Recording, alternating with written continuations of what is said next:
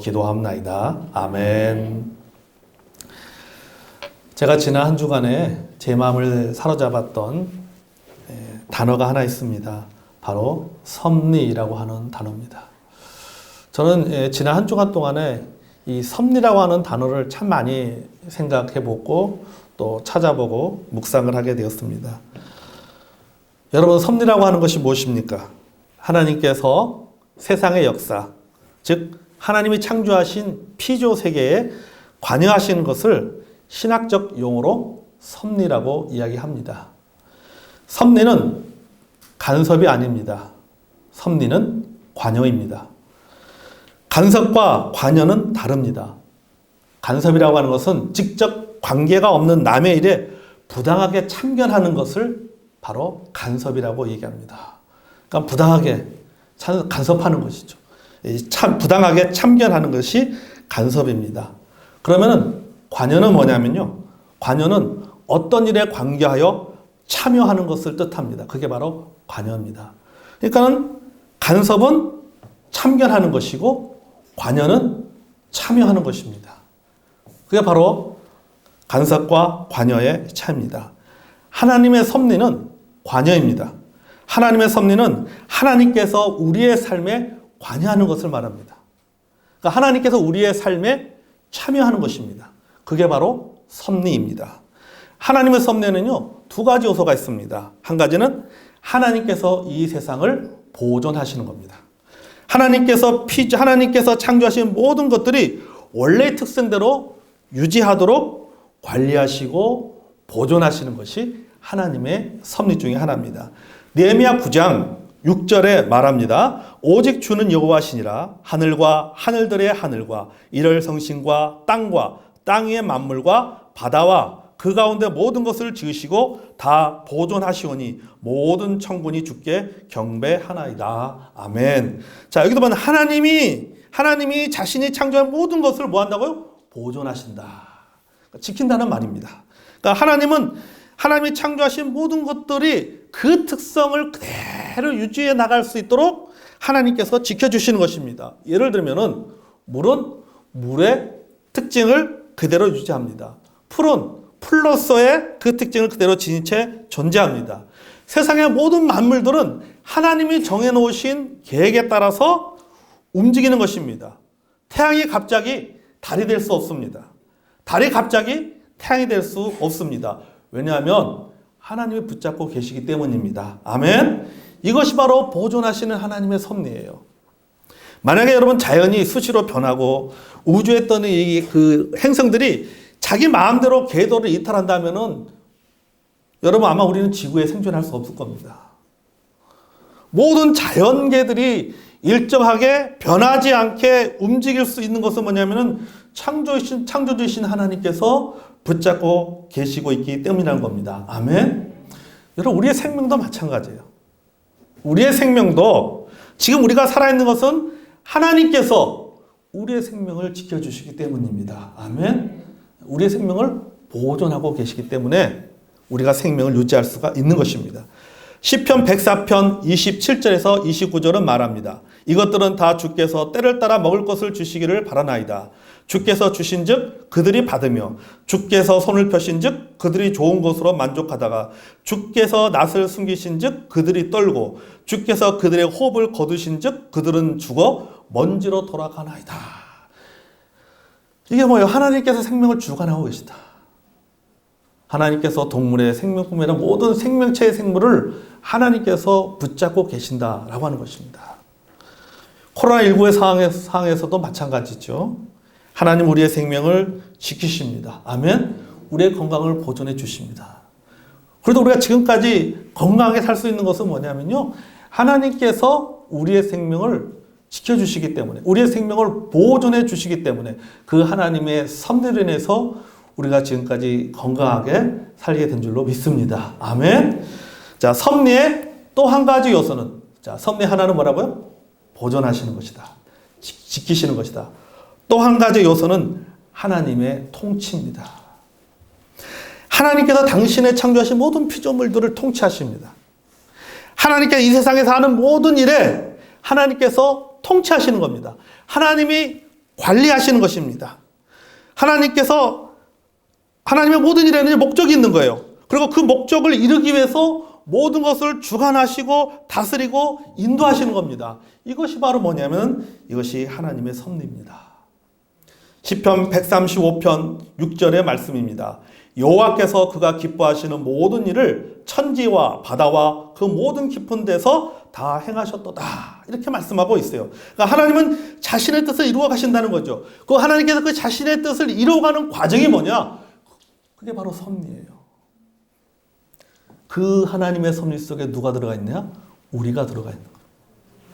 제가 들어가 있고 여러분이 들어가 있는 것입니다. 그러면 여러분, 우리가 살아가면서 경험하는 하나님의 섭리는 어느 게 더 많을까요? 첫 번째는 다양한 것이고 두 번째 경우가 상당히 많습니다. 오늘 본문의 말씀도 마찬가지예요. 오늘 본문의 말씀에는 하나님의 섭리 두 가지여서 첫 번째 지키신다, 보존. 두 번째 통치하신다라고 하는 거죠. 관리하고 유지하고 통치하신다라고 하는 이 두 번째 섭리의 의미가 많이 들어가 있는 것이 오늘 본문의 말씀인 것입니다. 하나님은 우리의 삶에 하나님이 정해놓으신 그 목적을 이루기 위해서 우리를 통치하신다라고 하는 것입니다. 오늘 본문 28절 너무나도 잘 아는 말씀이잖아요. 우리가 읽어볼까요? 시작. 우리가 알거니와 하나님을 사랑하는 자 곧 그 뜻대로 부르심을 입은 자들에는 모든 것이 합력하여 선을 이루느니라. 아멘. 우리가 너무나도 잘 아는 말씀이에요. 우리가 다 암송하고 있는 말씀입니다. 하나님의 섭리에 관한 대표적인 구절이 바로 이것입니다. 모든 것을 합력하여 선을 이루신다. 여기에 모든 것은 무엇입니까? 잘 알죠? 좋은 일과 나쁜 일, 안정과 혼란, 평안과 고통, 순탄함과 역경, 평범한 일과 특별한 일 등등등등 우리가 살면서 겪게 되는 모든 일을 다 말하는 거예요. 우리가 살면서 경험하는 모든 것들이 바로 이 모든 일 속에 들어가 있는 겁니다. 결국 하나님께서는 그 모든 일을 통해서 선을 이루신다라고 하는 겁니다. 아멘. 그런데 여러분과 좀 더 우리 깊게 좀 들어가서 이 모든 일이라는 단어 속에 좀 더 깊게 들어가서 우리가 한번 생각해 보자는 거죠. 여러분, 우리가 살면서 좋은 일과 나쁜 일, 어느 일들이 더 많습니까? 횟수적으로. 좋은 일을 많이 경험합니까? 나쁜 일을 많이 경험합니까? 횟수를 따지면요, 좋은 일이 많습니다, 사실은요. 횟수를 따지면. 정확히 말하면요, 좋은 날이라기보다는 평범한 날이죠, 사실은요. 좋은 날이 아니라 그냥 평범한 날. 문제 없는 날. 그냥 일상적인 반복. 보통의 날. 그런 날이 많은 겁니다. 나쁜 일이 적어요, 나쁜 날이. 내가 고통스럽게 여기는 날이 적습니다. 내가 힘들다고 생각하는 날이 적습니다. 고난의 날이 적습니다. 그러나 횟수가 아니라 이걸 강도로 따져본다면 다른 거예요. 평범한 날, 한 달보다 내가 힘들다고 생각하는 그 하루의 강도가 훨씬 힘들고 고통스러운 거죠. 이걸 횟수의 문제로 따지지 아니라 강도의 문제로 따진다면 우리에게 평범한 한 달보다는 내가 너무나도 힘든 하루가 내가 느끼는 그 감정적인 힘듦이 더하다라고 하는 것이죠. 천년이 하루 같은 것이 아니라 하루가 어떠다? 천년 같은 거예요. 하루가 천년 같은 거죠. 왜 그런지 아세요? 우리는 고난에 익숙하지 않기 때문이에요. 우리는 고통에 익숙하지 않습니다. 그동안 살면서 여러 가지 많은 어려움들을 당했습니다. 경제적인 어려움도 당해본 적이 있고, 자녀들의 문제로 힘들어 해본 적도 있고, 사람들과의 관계 때문에 어려운 적들도 있고, 경제적인 손해를 본 것 때문에 힘들어한 적도 있고,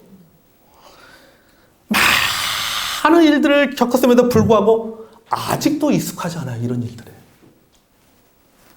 또다시 똑같은 문제가 다시 반복되면은 여전히 견뎌내기 너무너무 힘들어한다는 거죠. 내가 몇 년 전에 겪은 자녀의 문제인데 지금 또 자녀의 문제를 겪으면요. 너무 또 힘든 거예요. 여전히 또 힘든 거예요. 내가 여러 가지 경제적 어려움을 겪었었는데 지금 와서 또 그 경제적 어려움을 또 다시 겪으면요. 또 힘든 겁니다. 한 번 경험이 있는데도 불구하고 그것이 또 오면은 견디기가 너무너무 힘들다라고 하는 거죠. 이렇게 우리가 힘들고 고통스러운 날에 우리는 로마서 8장 28절 말씀을 통해서 우리가 위로받습니다. 그렇죠? 소망을 갖습니다. 그런데 여러분, 우리가 좋을 때, 행복할 때, 일이 잘 풀릴 때, 평범할 때 우리가 알거니와 하나님을 사랑하는 자, 곧 그 뜻대로 부르심은 자들에게는 모든 것이 합력하여 선을 이루니라. 이 말씀을 별로 애용하지 않습니다. 그렇죠? 별로 이 말씀 떠오르지 않아요. 평범할 때는, 특별한 문제가 없을 때는. 하나님의 섭리에 대해서 별로 말하지 않습니다. 내가 잘 나갈 때는 하나님의 섭리에 대해서 말하지 않습니다. 내가 특별한 문제가 없을 때는 하나님의 섭리에 대해서 말하지 않습니다. 꼭 어려울 때만 이 말씀을 떠올린다는 거지. 꼭 힘들 때만 이 말씀을 떠올린다는 거죠. 꼭 힘들 때 신방 오셔서 목사님들이 꼭 이 말씀 하신다는 거지. 여러분, 합력하여 선을 이룬다고 하셨는데 한번 우리가 합력하여 선을 이룬 대표적인 사람들을 우리가 생각해 보겠습니다. 요셉입니다. 요셉은 애굽의 국무총리가 되었습니다. 이스라엘 민족들을 기근에서 구원해냈습니다. 이것이 하나님의 선입니다. 아멘. 요셉도 이렇게 고백하잖아요. 창세기 50장 20절에 보면 당신들이 나를 헤아려 하였으나 하나님이 그것을 서로 바꾸사 오늘과 같이 많은 백성의 생명을 구원하게 하시려 하셨나이다. 이렇게 말씀하고 있습니다. 그러니까 하나님께서 당신들이 악을 행하였지만은 하나님 그것을 성으로 바꾸셨습니다. 이것이 하나님의 섭리입니다. 라고 요셉은 고백을 하고 있습니다. 대단한 믿음의 사람입니다. 그런데 여러분, 요셉이 창세기 50장 20절에 이렇게 고백하지만 여러분, 그 요셉이 살아온 그의 삶을 한번 보자는 거죠. 결과는 해피엔딩이지만은 그 과정은 결코 순탄하지 않았어요. 그 과정만큼은 고난의 연속이었습니다. 배신당했습니다. 모함당했습니다. 억울하게 누명을 썼습니다. 감옥에 갇혔습니다. 너무나도 힘든 시간을 보냈다는 거죠. 결론적으로는 하나님이 선을 이루시고 요셉에게는 해피엔딩으로 끝냈지만은 그 해피엔딩으로 가기까지의 그 삶의 과정은 결코 순탄한 과정이 아니었다라고 하는 거죠. 너무나도 힘들고 어려운 시간들이었다는 겁니다. 다윗은 어떻습니까? 다윗이 쉽게 통일 이스라엘의 왕이 되지 않았습니다. 하나님께서 그를 왕으로 세웠지만은 한동안은 쫓겨다니는 왕이었어요. 오직 하면은 다윗이 이렇게 고백하잖아요. 나와 죽은 사이는 한 걸음뿐이다. 이렇게 고백할 정도로 그는 힘든 도망자의 생활을 살았다고 하는 겁니다. 다니엘은 어떻습니까? 우리가 흔히 성공했다라고 하는 다니엘도 고생 참 많이 했습니다. 포로로 잡혀갔잖아요. 모함당했습니다. 무엇까지 경험하게 됩니까? 사자 굴 속에 들어가는 것까지 경험하게 되잖아요. 여러분, 바울은 어때요? 바울은 고린도후서 1장 8절과 9절에서 이렇게 고백합니다. 형제들아, 우리가 아시아에서 당하는 환난을 너희가 모르기를 원하지 아니하노니 힘에 겹도록 심한 고난을 당하여 살 소망까지 끊어지고 우리는 우리 자신이 사형 선고를 받은 줄 알았다. 이렇게 고백하고 있어요. 얼마나 상황이 안 좋으면요, 바울이 내가 죽는 줄 알았다. 요새 말로 뭐 하면요, 시겁했다. 와, 진짜 시겁했다. 완전히 죽는 줄 알았다. 얼마나 힘든 시간을 보냈으면 그가 이렇게 고백을 합니까? 물론 그가 디모데후서에는 나의 달려갈 길을 마치고 믿음을 지켰으니 라고 그렇게 당당하게 고백을 하지만 그러나 그가 달려간 그 길이 그게 편안한 길이 아니었어요. 너무나도 힘든 길이었어요. 너무나도 어려운 길이었습니다. 근데 이들은 모두가 다 뭐라고 고백합니까? 하나님의 섭리라고 고백합니다. 그런데 여러분, 이들이 걸어오는 과정을 보면 하나님의 섭리는 순탄한 섭리가 아닙니다. 오늘 설교의 제목처럼 혹독한 섭리. 그것도 아주 혹독한 섭리의 시간들을 보낸 거예요. 혹독한 섭리의 결정판이 있습니다. 욥입니다. 욥. 물론 욥도 보세요. 욥도 물론 해피엔딩으로 끝났습니다. 욥의 결말이 해피엔딩으로 끝났습니다. 하지만 여러분, 그 과정이 어떠했는가 보죠. 그 과정. 하나님이 선을 이루었다라고 하는 그 해피엔딩만 보지 말고 그 과정을 한번 보자는 거예요. 그 과정이 어땠는가. 하루아침에 모든 것을 다 잃어버렸습니다. 가족도 잃어버리고, 재산도 잃어버리고, 건강도 잃어버리고, 친구도 잃어버리고, 다 잃어버렸습니다. 그가 이렇게 고백합니다. 욥기 20장, 23장 10절. 욥기 23장 10절. 우리가 잘 아는 말씀이잖아요. 그러나 내가 가는 길을 그가 아시나니 그가 나를 단련하신 후에는 내가 승금같이 되어 나오리라. 아멘. 욥은 자신이 당하고 있는 하나님의 섭리의 과정을 마치 순금을 재련하는 것과 같다, 이렇게 말하고 있어요. 여러분, 단순히 이게 한 문장이지만요, 순금은요, 온도가 1000도 이상의 그 온도에서 재련 과정을 거칩니다. 40일 동안 재련 과정을 거치는 거예요. 3번 살아남으면 순금이 됩니다. 그러니까 재련사가요, 적당히 하면 순금을 만들어낼 수가 없는 거예요. 99.999의 순금을 만들어낼 수가 없는 거예요. 그러니까 뭐예요? 마지막 불순물까지 다 제거해야 됩니다. 여러분, 이게 욥이 걸어온 길입니다. 그리고 하나님의 섭리의 과정이에요. 여러분, 이 정도 섭리면요, 이거는요, 혹독한 섭리가 아닙니다. 따라하겠습니다. 진절이 나는 섭리. 안 그렇습니까? 욥의 입장에서 보면 이건 진절이 나는 섭리예요. 몸서리 쳐지는 섭리라고 하죠. 이 또한 하나님의 섭리라고 믿지만 다시는 겪고 싶지 않은 혹독한 섭리, 진절이 나는 심리죠. 여러분, 물어보겠습니다. 하나님께서 욥을 이렇게 축복한 것처럼 나도 그렇게 축복을 받고 싶은데 그 과정도 겪고 싶습니까? 솔직히 별로 겪고 싶지 않아요. 근데 여러분, 이렇게 우리가 욥이 고백하는 이런 섭리, 이런 힘든 시간들, 요셉이 경험했던 것들, 바울이 경험했던 것, 다윗이 경험했던 것들, 또 다니엘이 경험했던 것들, 뿐만 아니라 성경에 나오는 많은 믿음의 사람들이 하나님의 섭리 과정에서 경험했던 이런 많은 일들이 소위 우리가 생각하는 참으로 혹독한 섭리고 아주 진절이 나는 섭리라고 말하고 하는 이런 일들이 여러분, 믿는 사람만 당하는 어려움입니까? 그건 아니라는 거죠. 코로나19로 인해서 많은 고통을 겪고 있는데 이게 믿는 사람만 이 고통을 겪고 있습니까? 그게 아닙니다. 재정적인 고통, 믿는 사람만 당하고 있습니까? 아니에요. 자녀들의 문제, 믿는 사람만 고통당하고 있습니까? 아닙니다. 사람들과의 관계 속에서 어려움을 당하기도 하고 상처 입기도 하고 배신당하기도 하고 이런 것들 믿는 사람만 당하는가? 아니잖아요. 사기당하는 거 믿는 사람만 사기당합니까? 아닙니다. 신앙과 상관없이요, 모든 사람들이 살면서 겪고 있는 고통이고 문제라고 하는 거죠. 다시 말하면 본문에서 말하는 하나님 모든 일에 합력하여 선을 넣으신다라고 했을 때 이 모든 일은 믿는 사람만 당하는 일이 아니라는 거죠.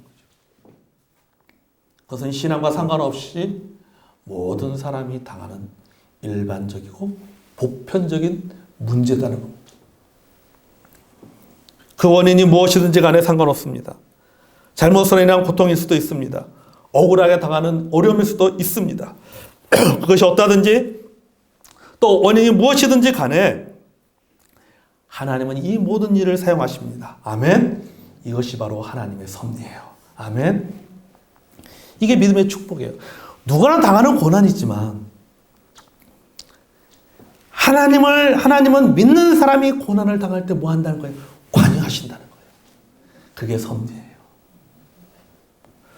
모든 일, 신앙과 상관없이, 하나님을 믿느냐 안 믿느냐 상관없이, 불신자냐 믿는 자냐 상관없이 모든 사람들이 당하는 일이지만은, 그 모든 사람의 일이 당하지만은, 믿는 사람도 그 일들을 당하지만은 하나님께서 그 일에 관여하신다는 거예요. 왜?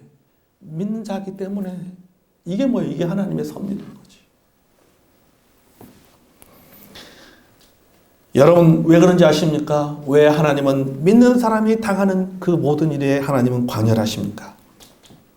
목적이 있기 때문이에요.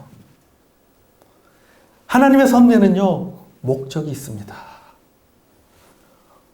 29절 30절이죠. 하나님이 미리 아신 자들을 또한 그 아들의 형상을 본받게 하기 위하여 미리 정하셨으니 이는 그로 많은 형제 중에 맏아들이 되게 하려 하십니다. 또 미리 정하신 그들을 또한 부르시고 부르신 그들을 또한 의롭다 하시고 의롭다 하신 그들을 또한 영화롭게 하셨느니라. 아멘. 여기 앞에 보세요. 하나님 미리 아신 자들을 또한 그 아들의 형상을 본받게 하기 위하여. 그러니까 하나님의 섭리의 목적은 뭐예요? 아들을 본받기 위해서. 그 아들이 누구예요? 예수님이죠. 이 말은 무슨 말입니까? 하나님은 모든 사람들이 겪고 있는 보편적이고 일반적인 일들 속에서 특별히 믿는 사람들이 당하는 그 일에 관여하여 이끌어 가시는 그 목적이 뭐냐? 그것은 바로 영적 성숙입니다. 아멘? 영적 성숙이라는 거죠. 여러분, 우리가 생각하는 혹독한 섭리의 과정을 통해 우리는 예수님처럼 더 사랑스러운 사람으로 만드신다는 것입니다. 예수님처럼 고귀한 사람으로 만드십니다. 예수님처럼 참된 사람으로 만드십니다. 예수님처럼 지혜로운 사람으로 만드는 겁니다. 예수님처럼 굳센 사람으로 만드는 거예요. 예수님처럼 선한 사람으로 만드는 것입니다. 예수님처럼 환경과 어려움에도 불구하고 오히려 참으로 기뻐하고 하나님의 뜻을 쫓는 사람으로 하나님께서 우리가 겪는 모든 일들을 통해서 하나님은 우리를 그렇게 만들어 가신다는 겁니다. 아멘? 그게 바로 합력하여 선을 이루시는 거예요. 하나님의 선이 거기에 있는 거예요. 일반적인 사람에게는 그들이랑 우리가 똑같이 경제적인 어려움을 겪고 있고 자녀 문제 똑같이 겪고 있고 사람들 때문에 상처받는 거 똑같은 거. 그러니까 여러분요, 믿는 사람과 별개입니까? 우리는 별천지에 사는 사람이에요? 여러분 똑같이 먹고 사는 문제 똑같이 걱정하고 세상 나가면 여러분 또 세상 일반 안 믿는 사람들이 고민하는 거 겪는 문제도 우리가 다 겪습니다. 다른 세상 사는 사람 아니에요. 똑같은 세상에 살아가는 사람이에요. 그런데 그런데 하나님께서는 믿는 사람에게는 하나님께서는 안 믿는 사람이 당하는 문제, 믿는 사람도 당하는 보편적인 문제지만은 하나님께서는 그 믿는 사람의 문제 가운데는 하나님께서 그 일에 관여하시는 거예요. 그게 섭리예요. 그 섭리의 목적이 뭐냐? 그걸 통해서 하나님 우리를 성장시키고 성숙시킨다라고 하는 겁니다. 아멘. 그게 하나님의 선이에요. 여러분 생각해 보세요. 우리는요, 어떻게 보면 원석 같은 존재입니다. 이 원석을 가지고 멋진 조각품을 만들어내기 위해서는요, 조각가가 정과 망치를 들고 자기가 원하는 작품을 만들어 갑니다. 망치로 때리고 정으로 쪼아서 원석을 조금씩 깎아갑니다. 그 과정에서 원석은 고통을 견뎌내야 됩니다. 하나님의 섭리의 과정도 이와 같은 겁니다. 그래서 우리는 아픕니다. 아프다고 소리 지릅니다. 마치 원석이 조각가에게 아프다고 소리 지르는 것처럼 좀 대충 좀 하세요. 그냥 대충 만들어 주세요. 라고 요구하는 것처럼 우리도 마찬가지예요. 하나님, 그냥 대충 살고 싶어요. 예수님을 닮아가긴 닮아가는데 좀 대충 닮아가고 싶습니다. 그러니 적당히 섭리해 주세요. 혹독한 섭리하지 마시고 이왕이면 무슨 섭리? 따라하겠습니다. 순탄한 섭리. 평범한 섭리. 그렇죠? 네, 솔직히 순탄한 섭리. 평범한 섭리 좀 해주십시오. 라고 이야기합니다. 여러분 그렇다고 조각가가 대충 할까요? 아니에요. 하나의 완벽한 작품을 만들어내기까지 포기하지 않습니다. 왜 그런지 아세요? 작품에 대해서 애정을 갖고 있기 때문에.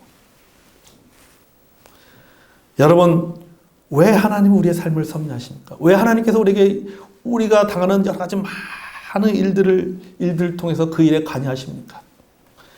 우리는 하나님을 사랑하는 자이기 때문입니다. 아멘. 우리는 하나님의 부르심을 받은 자들이기 때문입니다. 아멘. 그래서 8장 28절에 하나님을 사랑하는 자, 곧 그 뜻대로 부르심을 입은 자들에게는 앞에 전제가 붙는 거예요. 하나님을 사랑하는 자, 하나님의 부르심을 받은 자. 다시 말해서 하나님과 관계를 맺고 있기 때문에 하나님은 관여하시는 거예요. 하나님은 섭리하십니다. 그래서 때로는 우리가 이것이 너무나도 혹독하다고 말하고 진절이 나다고 말할지라도 하나님은 우리를 사랑하기 때문에 자신의 뜻을 이루어 가신다라고 하는 겁니다. 아멘. 그리고 하나님의 뜻이 결국은 우리에게 가장 좋은 결과, 최선의 결과를 준다라고 하는 사실입니다. 아멘. 물론 그 과정 속에서는 우리는 그것이 혹독한 섭리라고 말하고 있고 진절하는 섭리라고 말하고 있지만, 그러나 여러분 그렇잖아요. 우리가 내일 일을 어떻게 알 수 있습니까? 이사야 말씀처럼 내 길은 너희 일과 다르고 내 생각은 너희 생각과 다르고 내 길은 너희 길과 다르다고 했잖아요. 우리가 어떻게 하나님의 뜻을 다 알 수가 있겠습니까? 그러므로 여러분, 우리가 해야 될 일은 뭡니까? 하나님의 선하신 그 하나님의 섭리를 믿고 혹독한 섭리를 할지라도 그것을 이기고 견뎌내는 저 여러분이 되길 원합니다. 아멘.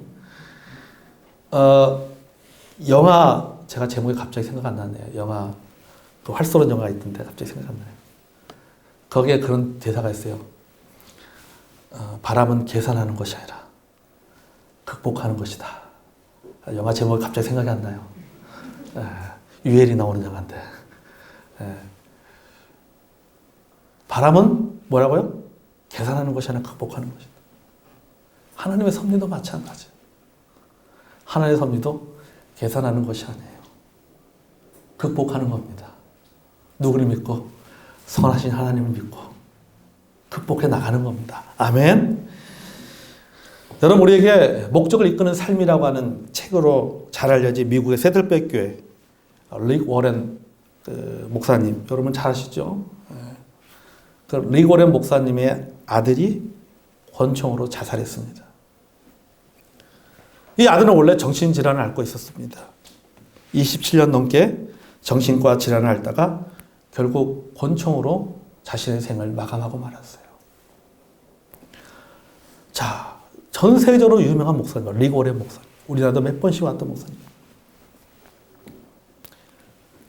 아버지로서 큰 충격이죠. 목사로서도 큰 충격 아닙니까? 세상에 목사의 아들이 그것도 권총으로 자살했어요.